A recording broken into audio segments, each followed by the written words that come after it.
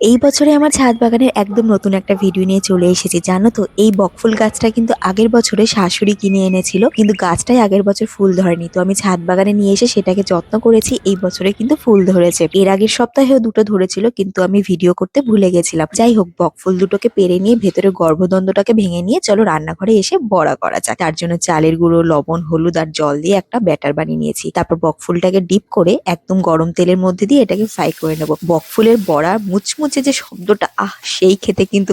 ছোটবেলায় জানো তো, বকফুলের বড়া নিয়ে না আমার আর ভাইয়ের মধ্যে ভীষণ ঝগড়া লেগে যেত, কারণ ও খাবে না আমি খাবো, ওর থেকে আমি একটা বেশি খাবো, আর না হলে ও আমার থেকে নেবে। এই নিয়ে যে আমাদের মধ্যে কি মারামারি হতো। তো যাই হোক, এগুলো এখন সবই স্মৃতি, জানো তো। যাই হোক, এই ভিডিওটা যেদিনকে করেছি সেদিনকে বাড়িতে আমার বড় ছিল না, আমার শাশুড়িও ছিল না। তো একা একার জন্য আর বেশি কিছু রান্না করিনি। তো বকফুল ভাজা, ভাতে একটু ঘি, পেঁয়াজ, কাঁচা লঙ্কা আর তার সাথে ডিমের পোচ কেমন লাগলো জানিও। চলো টাটা।